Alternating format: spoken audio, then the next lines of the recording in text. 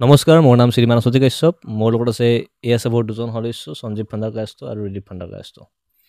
তেখেতক মই তেখেত দুয়োগৰাকীক মই প্ৰেৰণাৰ বিষয়ে সুধিম কিছুমান কথা। প্ৰথমতে আছোঁ ৰিদীপ ফাণ্ডাৰকাষ্টলৈ, কি ক'ব এই বিষয়ত? হয়, আমি শ্বুটিং হৈ গৈছে আৰু ডাবিঙৰ কাম চলি আছে। এতিয়া আমাৰ 3টা তাৰিখ আমি ভাবিছিলোঁ, কিন্তু আমাৰ সময়ৰ কাৰণে মানে কামৰ কাৰণে পিছুৱাই গ'ল।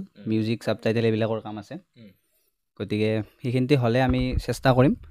এতিয়া আৰু 3-4 দিনমান কৰিলে শ্বুটিংটো মানে আমাৰ গোটেইখিনি শ্বুটিং নহয় বাৰু, গোটেই প্ৰেৰণাৰ সেইটো কমপ্লিট হ'ব আৰু শ্বুটিং অলৰেডি মানে শেষ হৈ গ'ল আৰু শ্বুটিং শেষ হৈ গৈছে। এতিয়া এডিটৰ কাম, ডাবিং, মিউজিক ছাবটাইটেলৰ কাম চলি আছে। এডিট মানে আপোনালোক কোনে কৰে? আপুনি কৰে নে কোনো বেলেগে কৰে? এডিট মৃন্ময় বিকাশ চৌধুৰী, MBC বুলি কওঁ, সি তাক কৰিব দিছোঁ। বাকী আমি গোটেইকেইটাই গৈ চাই আছোঁ, গোটেইখিনি তাক মিলাই দিয়া যায়, সি সেইমতে কৰে। বাকী আৰু তাৰ নিজৰ যিখিনি ক্ৰিয়েটিভিটি সেইখিনি সি এড কৰি দিয়ে। বাকী অডিয়েঞ্চে কেতিয়ালৈ আশা কৰিব পাৰে? আমাৰতো লাষ্ট ডেট 31 আছে। এতিয়া 31টো যদি হয় ভাল হয়, আৰু নহ'লে আৰু নেক্সট মান্থ ছেপ্টেম্বৰ। ঠিক আছে, এতিয়া মই আহিছোঁ সঞ্জীৱ ফাণ্ডাৰকাষ্টলৈ, কি ক'ব? বিশেষ ক'বলগীয়া নাই। গম পাইছোঁ ৰাইজে মানে মানুহখিনিয়ে এক্সাইটেড হৈ আছে, মানে শুনিবলৈ পাইছোঁ, মেছেজ পাইছোঁ, মানুহবোৰে মেছেজ কৰে কেতিয়া আহিব, প্ৰেৰণাখন কেতিয়া আহিব। মানে সেইটো ভাবিও ভাল লাগে যে মানুহবোৰে মানে সোধে, উপযাচি সোধে যে শ্বৰ্ট ফিল্মখন লাগে, সোনকালে লাগে, মানে উলিয়াই দিব লাগে। তো আমাৰ কিছুমান কাম আছে, ডাবিঙৰ কামখিনি অলপ বাকী আছে, বাকী হৈয়ে গ'ল বাৰু, 70% কমপ্লিট আৰু বাকী 30% কাম আছে।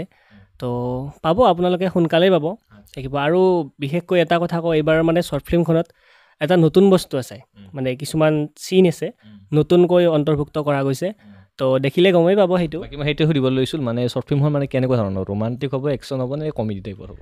গোটেইখিনিয়ে পাব, গোটেইখিনিয়ে, ৰোমান্স প্লাছ আপোনাৰ ট্ৰেজেডি, গোটেইখিনিয়ে পাব আৰু ধুনীয়াকৈ পাই যাব। মানে হাঁহি কান্দোনৰ মাজেৰে মানে শ্বৰ্ট ফিল্মখন চলি যাব আৰু ঠিক আছে বাৰু। ৰিদীপ ফাণ্ডাৰকাষ্টৰ ওচৰলৈ আহিছোঁ।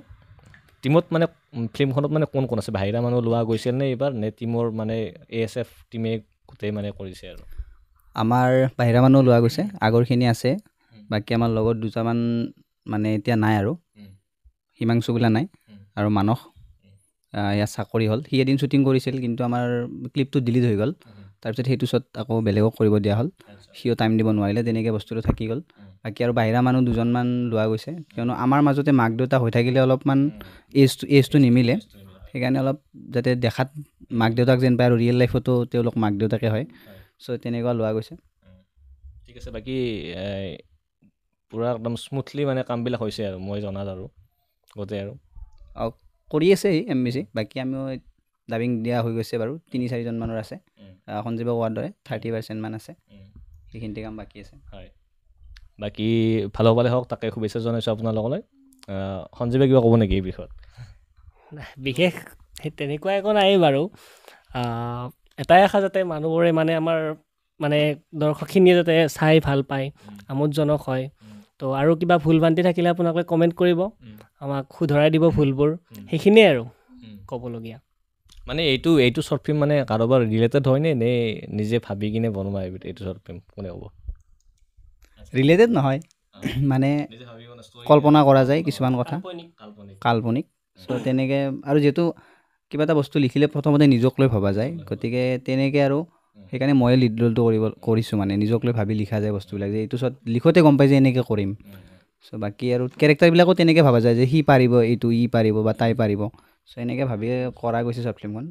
আৰু কিছুমান বস্তু মানে মনত থাকে আৰু যে এইটো বস্তু কৰিম, চ' তেনেকুৱা 2টামান বস্তু আছে এইবাৰ, সেই বস্তুবিলাকো এড কৰা গৈছে। যেনে ফাইট এটা ইচ্ছা থাকে এটা চবৰে। VFX ইউজ কৰিছে নেকি? VFX আছে, বিজিতে কৰিছে মোৰ লগৰ, আগৰ পৰা সেইবিলাকত ভাল। চ' এটা VFXৰ কাম আছিলে, তাক কওঁতে সি কৰি দিলে আৰু VFXটো সি কৰিছে। বাকী ঠিকে আছে, শুভেচ্ছা জনাইছোঁ আপোনালোকক সকলোকে, সকলো টীমকে। এইবাৰ 100K 200K 500 1 বিলিয়ন পাৰ হওক, ফিল্ম পৰিৱৰ্তন আহক, তাকে আশা কৰিছোঁ। ধন্যবাদ জনাইছোঁ। আমাৰ কাৰণে 5000 ভিউজে বহুত, মানে আহিব আপোনালোকৰ যি কষ্ট কৰে সেইবিলাক মানে সফল হ'ব আৰু। Thank U.